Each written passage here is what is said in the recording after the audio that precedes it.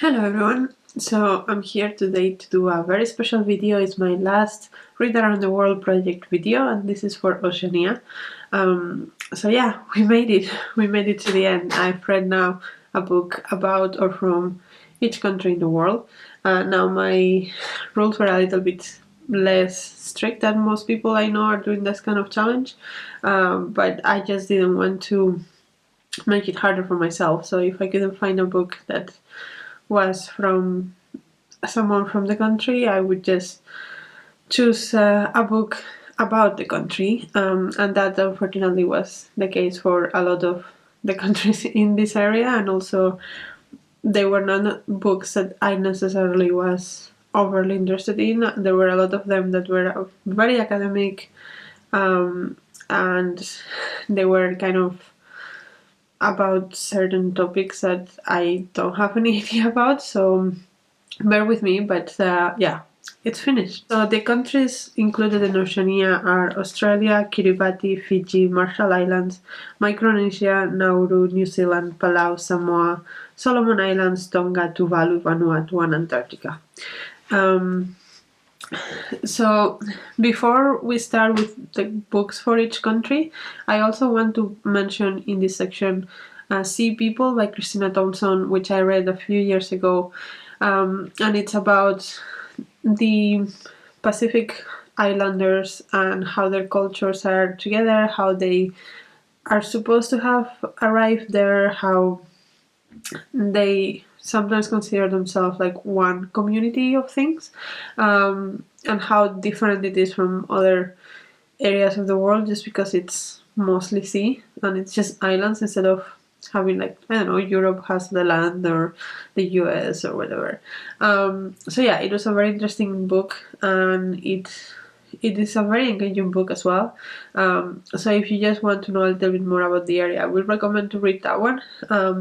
It's not from any specific country in the Pacific, so that's why I didn't count it for any specific place, but I think it's worth mentioning that book as well if you are interested in the area. So the first country in this list is Australia, and I have read quite a few books from Australia. I think most of the people that have read from this area have read from Australia. I want to highlight a few of them. The first one is The Jill by Tara June Winch. This was quite popular a few years ago, and it's for a reason.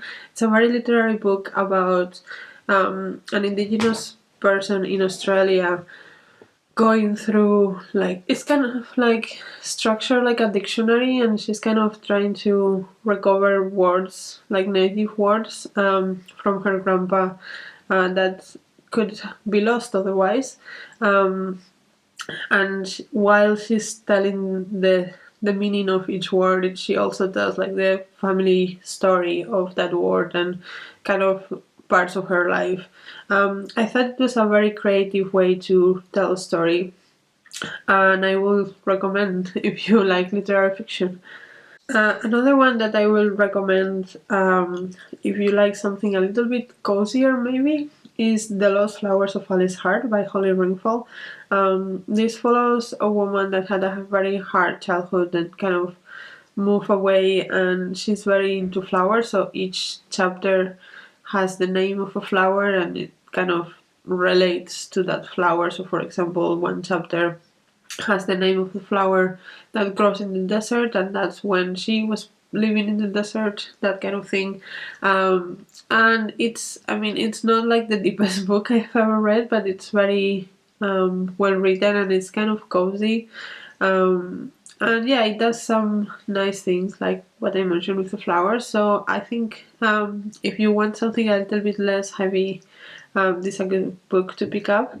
And then the last ones that I want to mention are not actually like related to Australia very deeply, but the Trials of Morrigan Crow by Jessica Townsend are children's books about this girl that is swept into this imaginary world, and she has to go through a certain amount of trials to belong to that society, and otherwise she has to go back, and the tradition in her town dictates that she should die in her 11th birthday because she's cursed. And so she has to pass all these trials if she wants to survive, basically. And we follow all these quirky characters that she meets on the way. And I think there are 3 books at the moment. I think she's taking a break from writing them. But there's supposed to be like 7 or 8 of them, and I think they are very lovely. They have that like Harry Potter feel to them, but in a more modern setting. And I think that when Alex is old enough, I'm definitely going to buy all these books for her to read, because I think they're lovely. And there was one book that I read for Kiribati and Tuvalu both together. And that is because I didn't know this, but back when they were part of the UK colonies, Kiribati and Tuvalu were the same colony, and so they have a lot of shared history. And this is kind of a history book about colonial and post-colonial times, and so it kind of makes sense to put them both in one book.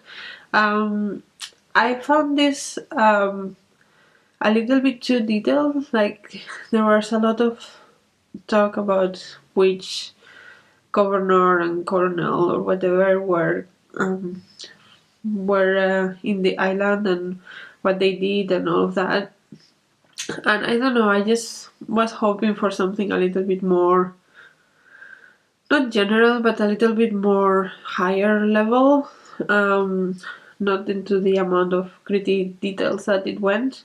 Also, it annoyed me that the Kiribati and Tuvalu were called the Gilbert and Ellis Islands or something like that when the colonies, and the author kept calling them by their colony names instead of their actual names, which I understand because it was mostly about the colony time, but still I think that it's more respectful to use their actual names. So yeah, it annoyed me a bit. But yeah, I did learn things about these islands that I didn't know before. Not that I knew anything about them before. There was a chapter about this specific island, I think in like Kiribati, that was called Ocean Island, that had a lot of phosphates, but basically bird poop, that are very good to fertilizers. And that is kind of the same story as Nauru, which was interesting to make that connection of the 2 different places in the region. So that was interesting. I could make some connections to other places, and I like when I do that, especially when I'm doing this Read Around the World project and I'm reading by region. It's always nice to like see common themes in different places around the same region. Then for Fiji, I read The Antagonist by Shastra Deo, and this was a collection of poetry about a different topics. Some of them were kind of about love and things like that. There were a few that were about language itself, and those ones were interesting to me, but overall they were quite generic, and I barely remember this. I read it about a year ago, and I barely remember the poems, so probably not huge recommendations, but yeah, they were fine. Then for Martian Islands, I read Yabya Talk by Kathy Jetnill-Kijiner, and I love this one. This one was also a collection of poetry, but it was a lot more feisty. It talks a lot about being from the Marshall Islands and being discriminated because of where she's from in other islands around the Pacific, and also in other countries like the UK and the US, and yeah, all the discrimination that she faces, and how she is very proud of her culture and she doesn't want to be ashamed of it. And I thought it was very powerful. And in a similar vein, from Micronesia, I read My Uros by Emelititer Kihleng, which deals with similar topic as the previous book, and is equally feisty, and I loved it for it. I connected slightly less to this one, maybe just because I was reading in ebook, but I would put both of them in a quite similar level. I think that's like the kind of poetry that I like, the feisty, snarky poetry. So yeah, I loved both of these books. And for Nauru, I have read this book really long time ago. I don't think it's translated to English. I read it in Spanish, but I think the original is French, and it's Nauru, l'île dévastée by Luc Folliet.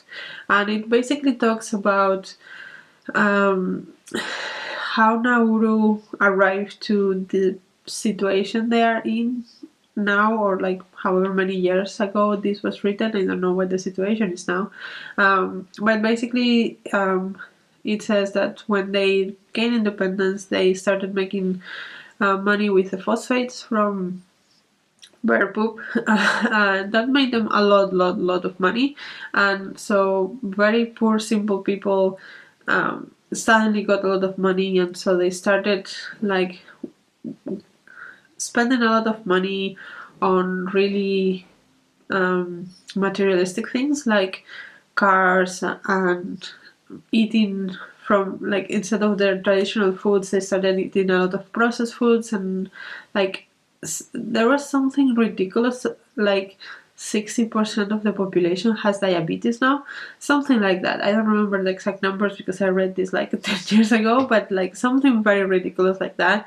And it was very shocking that that's happened in this little island, and how messed up all of that was. And I think it was a very good book. Like, it was well written and it was very engaging, and I still remember things even 10 years after I read it. So yeah, I think this one is a good one. I'm sorry if it's not in English, but yeah, I think that this explains a lot about what the situation of some of these islands are, and how, like, even when a country gains independence, how the outside influence still can mess up the local cultures. So yeah, I highly recommend this one if you can find it. Then for New Zealand, I have also read a few books. The Whale Rider by Witi Ihimamera is a fairly popular one, I think. It's about this girl that lives in an island and wants to be a whale rider, but only boys are whale riders, so she kind of has to fight for it. And also, she's a little bit discriminated because her parents are not with her. She lives with her grandparents, if I remember correctly. And the book itself was fine. There is a movie about it as well, and I think the movie is better. So yeah, I think you can watch the movie. It's very well done. And then I also read The Born People by Carrie Home, and this is about three characters that are kind of messed up. So there is a father and a son, and the son is kind of neurodivergent.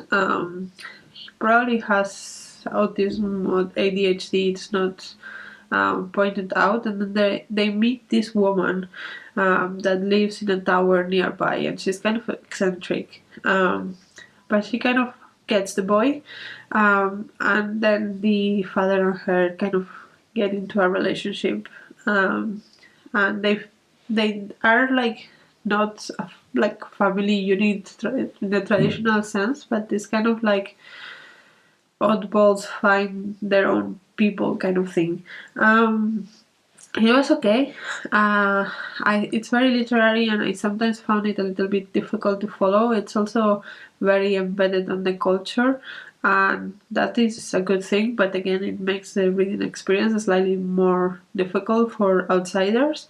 But yeah, overall, it was a good book. I think it deserves the praise that it receives, but for me, it's more one of those books that I admire instead of a book that I love to read. And the final book, I think it's my favorite from New Zealand, is The Luminaries by Eleanor Cotton. I think it has a lot of praise already, but I read this huge book in less than a week because I was so invested in it. It's so engrossing. It's like a murder mystery, historical New Zealand kind of book with a lot of like plays with the narrative, and the astrology is connected, and it's like it's very new in the way that it tells the story, but it's also very engaging, and it's not harrowing at all. And I highly recommend. Then for Palau, I read Palau, A Cultural Geography by Robert Evans, and this was so dry and so academic. Like it kind of talks. There was the first section of it. It talked about more general things about culture, which were fine. I learned from those, but like 2/3 of the book were like listings of each single village that ever existed in Palau, and the number of inhabitants, or if there were any inhabitants, the like products that they made, the I don't know, like all these things, and it was just so like I could skip some of those stuff because it was so tedious.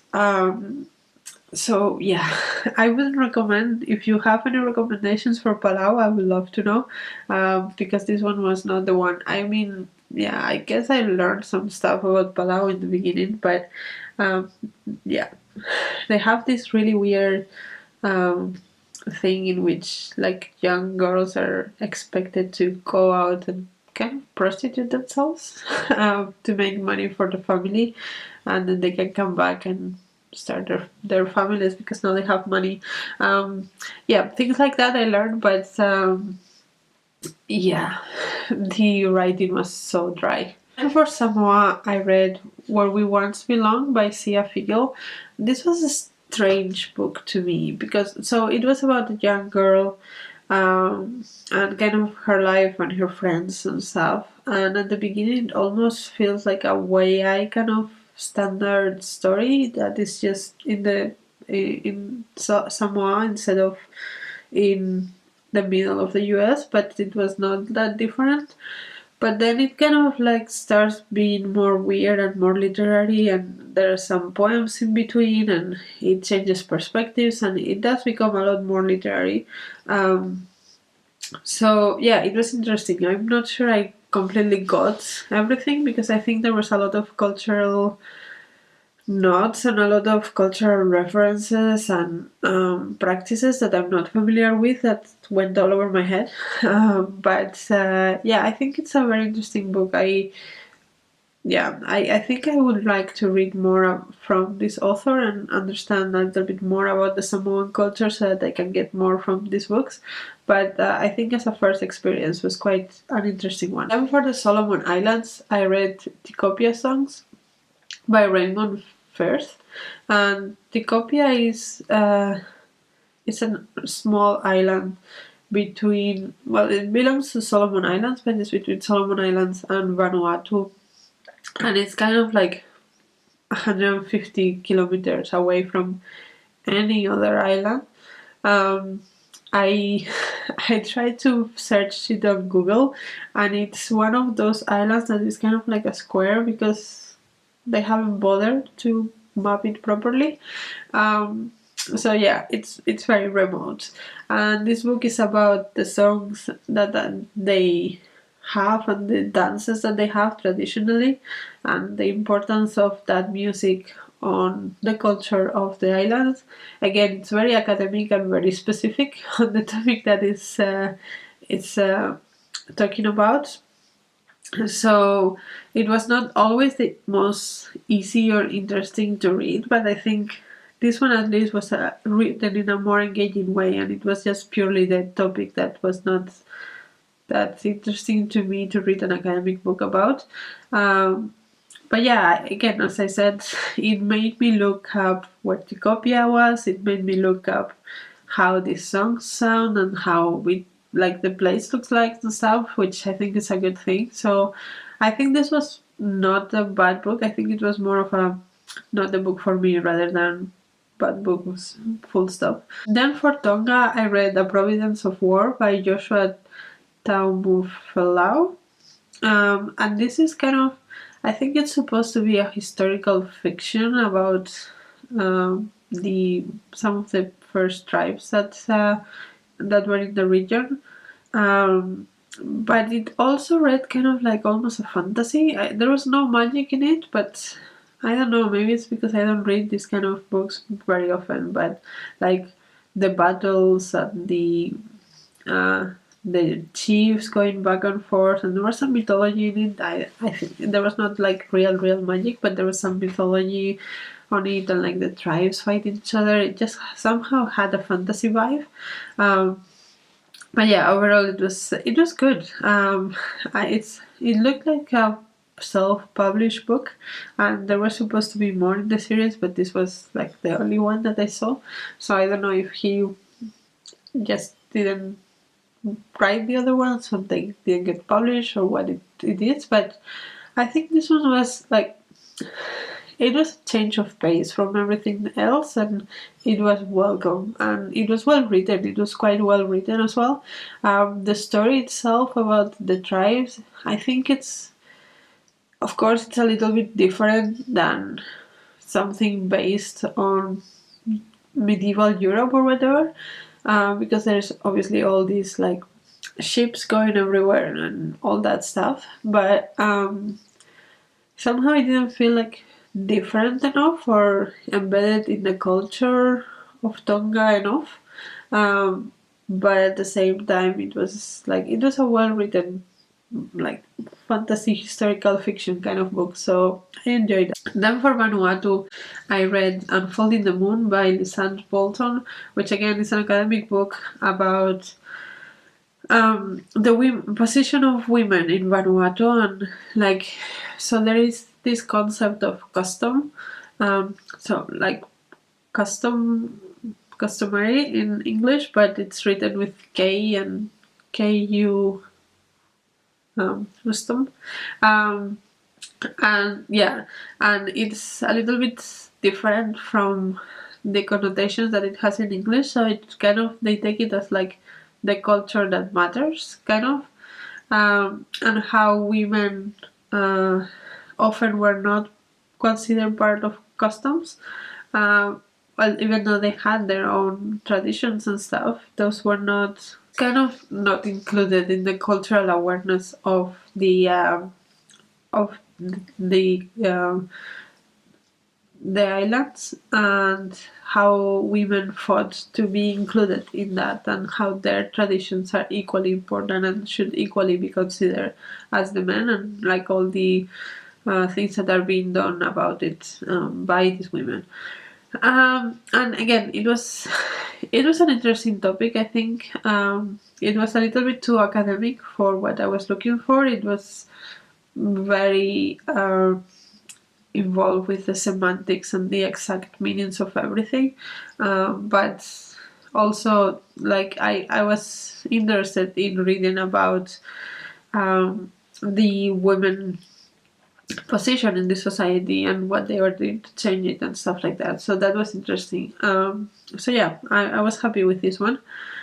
And then the final one is Antarctica, and for that I read Meteorites, Ice and Antarctica by William Cassidy. Obviously, nobody is a native of Antarctica. It doesn't belong to any country, and it's kind of like only kind of like the UN gives permission to countries to put bases on there for like research purposes mostly. And so the author, William Cassidy, is a meteorite expert, and he went there for many years looking for meteorites, because apparently there are a lot more meteorites in Antarctica than in the average place in the rest of the Earth, because they can be conserved more easily because of like the climate and stuff like that. So he went with a team of a few people to Antarctica to look for meteorites for many years. And the first part of the book, he talks about his experience living there and how like you get there and how the life is there, how like it is organized and all of that, which was very interesting. He also talks a lot about the geography of the place and where the meteorites are and stuff, which again got me googling, which is always good. The last two parts are more about the meteorites themselves, like what they tell us about the Earth and how you classify them and how you get information from them, and that was slightly less interesting for me, although I think he's a good writer and he's quite engaging. Still reading like 100 pages about the classification of meteorites is not necessarily my go-to. But other than that, I quite enjoyed it. I think the parts about what life in Antarctica were quite interesting. So overall, I was happy to read this one as well. And that is it. That's the end of this video. That's the end of this challenge. Let me know if you have any more recommendations, especially for the countries that I have read more academic things for. I would love to have something a little bit more meaty to read from those places. But yeah, this is the end of my challenge. I hope you have enjoyed it. I hope that you pick up some of these books and enjoy them as well. I think I'm going to make another video like wrapping everything up and getting my thoughts out. But yeah, other than that, that is it for this. Let me know your recommendations, and until next video, bye!